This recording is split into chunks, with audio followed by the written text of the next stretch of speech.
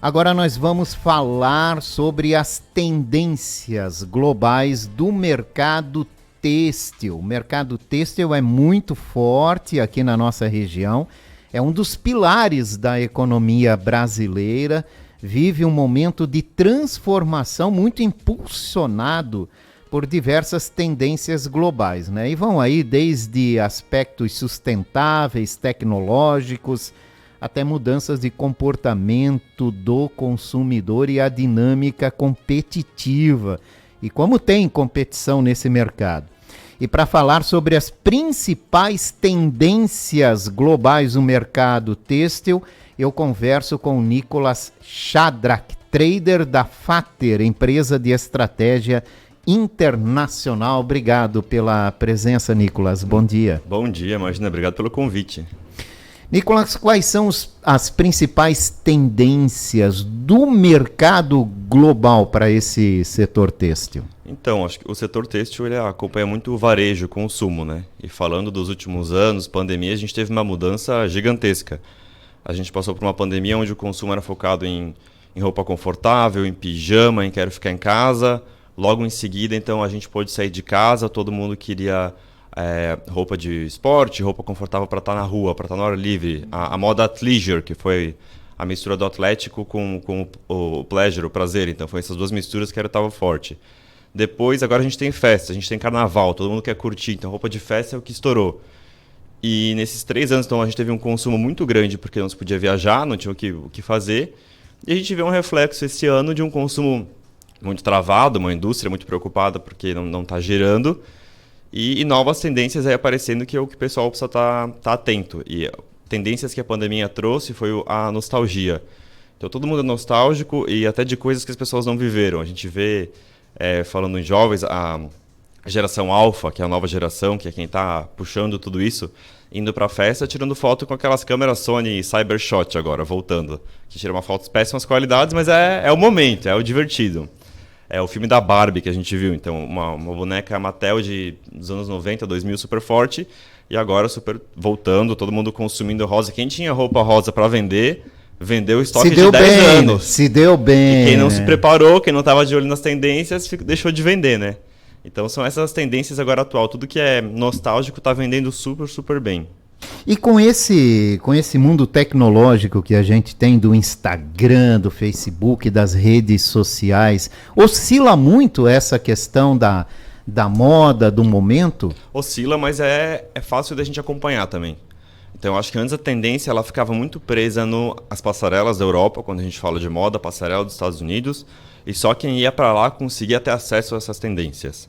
Agora não, todo mundo tem acesso na palma da mão, é só saber o que procurar, onde procurar e como analisar isso, né? Da mesma maneira que isso muda a cada dia. Se hoje saiu um meme novo que está linkado com não sei quem, é isso que vai vender a partir de amanhã. Então você tem que ter uma agilidade e estar atento a tudo o tempo todo. Esse é o segredo. Esse é o segredo. Esse é o segredo. Como as empresas estão recebendo essas tendências e se preparando para segui-las? É um pouco disso de saber onde procurar, é pura pesquisa. A gente acha que o mercado da moda não é um mercado sério, talvez, a gente fala muito de Instagram, mas é realmente pesquisa e estar atento a isso. Então, as passarelas, elas ainda ditam muita coisa, você tem que estar lá olhando e você tem que saber. Mas tem que acompanhar o varejo, tem que buscar, tem que ler reporte, falar com quem sabe sobre isso, quem sabe fazer análise e trazer para o mercado. Acho que essa é a chave, assim, estar atento à pesquisa com o tempo certo para poder atuar rápido no mercado, que é o que a gente falou sobre a Barbie. O filme saiu semana passada, mas há mais de ano a gente está falando do mercado sobre isso. Então, quem estava preparado, quem comprou o estoque, o lojista te compra um estoque 6 meses antes de ir para a loja, precisa já saber que o filme vai sair naquela época, que ele precisa ter para vender. E um ano antes, a indústria tem que estar preparando uma coleção que diz a respeito disso, né? Então, é uma tendência que tem que se pesquisar com muito tempo de antecedência. É verdade. A indústria têxtil é uma indústria muito poluente e isso vem gerando uma discussão global, né, de como conseguir você fazer uma produção que não gere tanta poluição.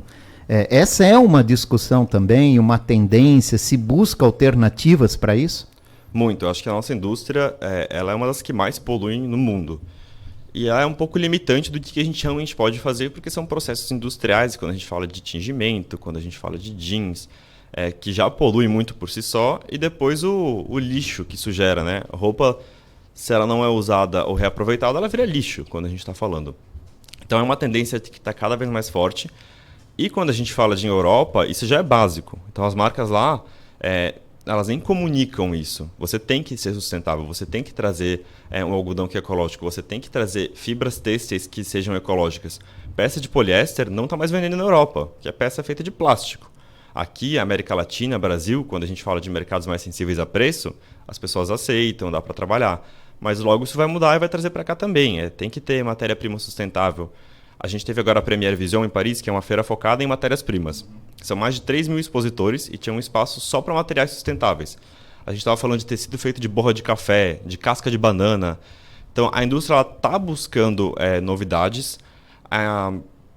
Os produtores têm que ficar de olho nisso, têm que apostar, que seja pouquinho, que seja começar um mix de coleção que a gente fala, mas tem que ter novidade e tem que comunicar isso. Tem que falar, sou sustentável e fugir do greenwashing, né? Então, fala assim, eu sou sustentável. Aí você vai ver mesmo e não tem absolutamente nada.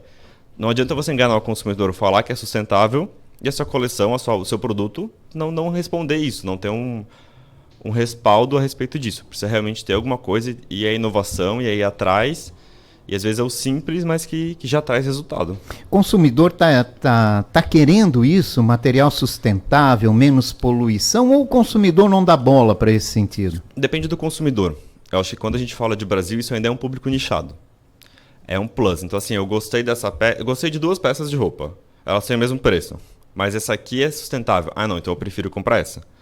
Agora, eu gostei de 2 peças de roupa. Uma custa o dobro. A gente fala de uma economia brasileira em desenvolvimento que não permite que o consumidor compre. O preço ainda faz a diferença. O preço faz a diferença. E isso impacta também na poluição industrial. Exatamente. Só que quando a gente fala de preço, a gente vê uma H&M entrando no Brasil, uma Shine entrando no Brasil, preço vai ser um mercado complicado de competir daqui para frente. Então, se não entrar em outros mercados de diferencial, mercado de marca, que você consegue vender produto de valor agregado, vai estar enfrentando uma concorrência muito pesada nos próximos anos. Tem o consumidor que quer qualidade, esse não olha preço, Exatamente. Mas isso ainda é o mínimo, né? É um nicho. A primeira pequeno. coisa que as pessoas procuram hoje, primeiro, é ver preço na internet, né? Ninguém mais vai para uma loja sem antes ter consultado o Você preço. entra na loja sabendo que você quer comprar. Sim, já sabe quanto custa custa. na internet. Esse é um problema. Então, essa questão do preço tem dificultado muito essa evolução para a indústria têxtil. Tem, mas eu acho que tem uma análise de preço e valor. Então, se a sua peça ela imprime aquele valor, ela pode ter um preço que pode ser considerado barato. O problema é quando a indústria está atacando o público errado. Então, assim, meu produto é super bom, mas ninguém quer pagar o que eu vendo. O mercado não compra produto caro. Não é verdade. O mercado compra Louis Vuitton, o mercado compra Gucci, é produto caro. Então, se você soubesse posicionar dentro do seu mercado e dar valor para o seu produto, você consegue vender produto caro e o consumidor achando que está barato. Agora, em Paris, eu visitei o espaço da Farm no Le Bon Marché, que é uma das principais redes de lojas, uma das principais lojas de departamento de Paris. A Farm está com o andar inteiro deles, vendendo vestido a 200 euros, e eu conversei com a gerente e ela falou, não, aqui meu problema não é preço. O meu cliente vem e fala, 200 euros no vestido, nossa, que barato. Então, assim, é saber se posicionar e saber o seu mercado e seu consumidor, principalmente. Eu acho que isso é a chave para vender produto que você pode fazer sustentável, você pode fazer que brilha no escuro, pode fazer o que você quiser. Mas você tem que comunicar o preço e o valor dele. É isso aí. O pessoal compra preço, não adianta, né? A Shine tá vindo aí. Sabe como é que eu comparo essa empresa? Tinha uma loja aqui antigamente chamada Feirão da 15. Uhum. É o Feirão da 15 na internet. Exatamente. Gente. É a mesma coisa. Agora tem um outro detalhe também, é o reaproveitamento, porque tem muita gente que joga produto têxtil no lixo. Exato. A camisa rasgou, não dá mais, não tem como passar para frente, né? Muita gente ainda tem a consciência da doação, que é importante, né? O Brasil ainda não tem a cultura do brechó muito fortalecida. Na Europa né? A gente vê muito forte. Brechós gigantes, parecem lojas, que revendem produtos por um preço bem mais acessível e que ainda estão com uma ótima qualidade. Exato. Aqui no Brasil a gente ainda está nascendo para isso, quem sabe, crescendo nesse sentido. É engraçado que a gente fala de preço. No brechó você conseguiria um preço melhor, mas ainda assim não é atrativo para muita gente, porque eles não veem valor. Eu acho que ser sustentável é super importante, a cadeia se tornar sustentável mas essa questão de reutilização de produto é muito mais fácil, um problema muito mais fácil da gente resolver, porque já existem as soluções, elas serem aplicadas, né? Então, por exemplo, eu vi uma marca agora aqui de Jaraguá, que ela fez uma jaqueta que em vez de fazer o recheio da jaqueta, digamos, a parte térmica, com um produto sintético, que normalmente é utilizado, eles utilizaram retalhos da produção deles. Então, encheram a peça com retalhos e ela era transparente, então você conseguia ver todos os retalhos de várias cores diferentes para fazer uma jaqueta quente, que eles não precisaram comprar um material que era feito de plástico para colocar lá dentro, que depois ia virar lixo. E gerar mais lixo com os retalhos deles. Então, já se casam numa solução nova e eles conseguem vender esse produto com um valor maior ainda, porque é sustentável. E quando a gente fala também de Europa, eu visitei uma outra empresa lá que ela faz tijolos para decoração e para designers e está dentro da Galeria Lafayette, por exemplo, com reutilização de material têxtil. Eles destroem peças, transformam aquilo com cola num tijolo e montam um móvel que vende por milhares de euros. Olha só. É transformar o lixo no luxo, literalmente. Literalmente, né? E faturar em cima disso. Faturar, exato. E as pessoas consomem esse tipo de produto. Por falar em sair para fora, recentemente a Fater acompanhou empreendedores catarinenses na Europa para uma agenda especial do mercado têxtil. Foi na Itália, né, que vocês foram? A gente teve duas agendas. Uma para a Itália, a gente levou um grupo de empresários para a Pitti Bimbo, que é a maior feira infantil do mundo. E a gente foi com uma marca expor na Playtime, que é uma feira infantil em Paris, de uma moda mais cool, assim. Então a gente vê duas coisas. De novo, essa importância de estar atento ao mercado e estar se atualizando e pessoalmente lá ver quais são as tendências. A Pitti, ela é uma feira clássica, então o príncipe e a princesinha, aquela moda italiana de 1000 anos atrás que não muda e que é o momento lá sempre. E uma Playtime que é uma moda cool, a gente fala de marcas da China, marcas da Dinamarca, marcas brasileiras, portuguesas, falando de sustentabilidade, falando de como fazer diferente, de trazer marcas novas. Tinham 3 marcas brasileiras lá apenas, só a Bugby, que é de Jaraguá, que a gente levou na parte têxtil. Mas tinha uma marca de calçados, por exemplo, que ela faz a sola dela com cana de açúcar, a borracha da sola é sustentável e o tecido em cima do sapato ela compra da indústria têxtil também para reutilizar. Então tem muita marca fazendo coisa diferente e que a gente não fica sabendo daqui, né? Então precisa lá ver com os olhos, ver qual é a novidade, entender o mercado, ir atrás. E também a gente viu muito valor para a brasilidade. É um valor que tá voltando, o Made in Brasil tá forte e eu acho que é um mercado que o pessoal tem que cada vez olhar mais como expor isso lá fora. A gente tem aqui, nem se falando de moda infantil, né? E que é muito forte a produção aqui na nossa região, né? Gaspar, por exemplo, é a capital nacional da moda infantil, né? E como essas empresas devem se preparar para essas tendências voltadas ao segmento. E a moda infantil, ela oscila muito também ou é mais adulta? Ela é um pouco mais linear. A moda infantil ela acaba vindo de uma necessidade. A criança cresce e você precisa comprar roupa para a criança. Não tem muito o que fazer. A diferença é se você quer se posicionar como vender commodity, então necessidade, ou você quer se posicionar como vender produto, vender moda. A gente fala que os adolescentes estão cada vez mais novos. Então, a gente fala de uma geração alfa com adolescente de 9 anos já. Então, é uma criança que vai querer consumir moda e vai querer consumir roupa cada vez mais e vai demandar.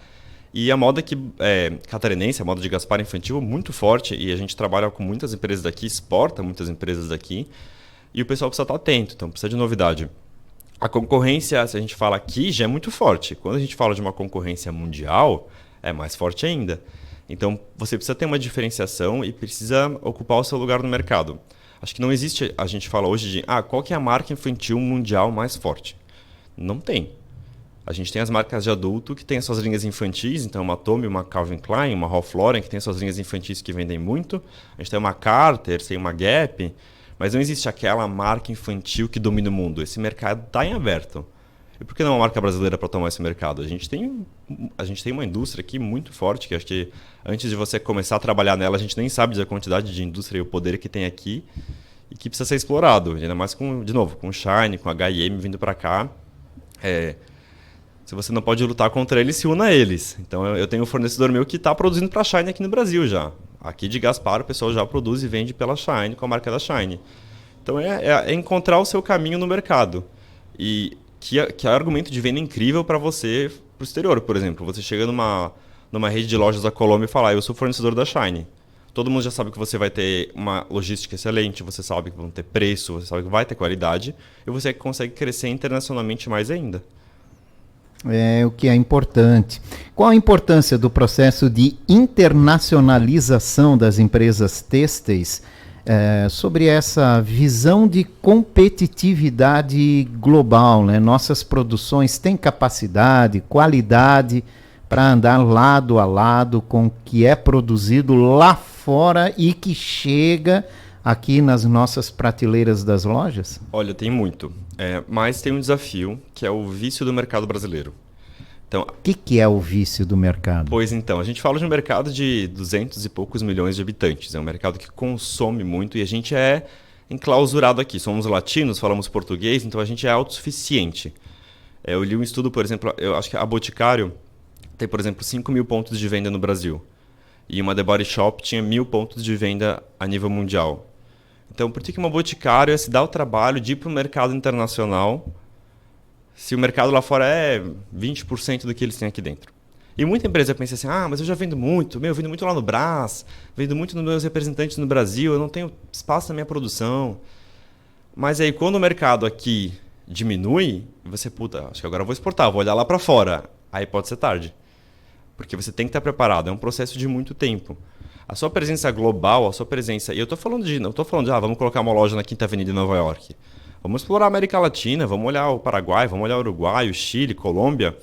Comece a colocar o pé lá fora, que você vai aprender, vai evoluir tanto, que aqui o mercado nacional já vai ter reflexo. E você começa a falar, sou internacional, sou global. Isso como marca já cria tanto, e você já evolui tanto no mercado nacional, que é imprescindível você estar lá fora, porque o pessoal de lá fora está vindo para o Brasil. Todo mundo quer vender no Brasil. Então, a gente já tem o mais difícil, que é vender aqui, porque é difícil, gente. Ser empresário no Brasil, vender aqui é difícil. E lá para fora é fichinha.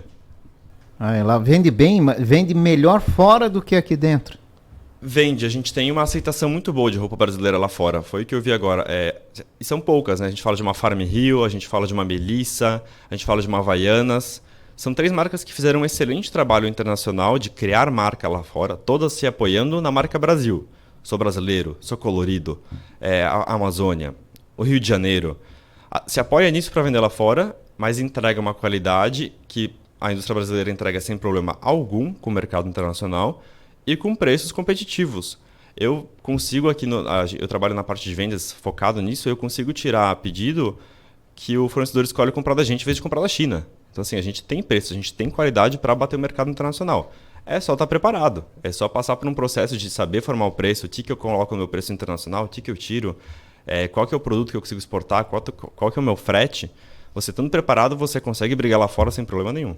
Temos qualidade, falta visão. Exatamente. E foco. Falta visão e falta foco. E às vezes até coragem, né?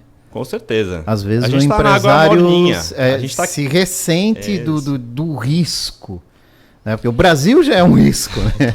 Aí ele olha lá para fora, nossa, vai ser mais um risco. Né? E se não der certo, o que pode acontecer? E talvez isso reprime muito, né, o investimento. Reprime super. É um medo, mas só indo para descobrir, né? Só indo para aprender e se não for a hora que precisar, porque o mercado está faltando, a hora que a minha produção estiver ociosa, demora bastante. Não é um mercado rápido de entrar. É um mercado que você precisa estar recorrente, batendo na porta. Olha aqui, olha eu aqui, olha eu aqui.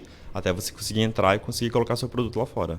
Agora, pelo lado do consumidor, os produtos que nós temos à disposição para adquirir, né? Como é que você avalia com todo esse conhecimento que você tem?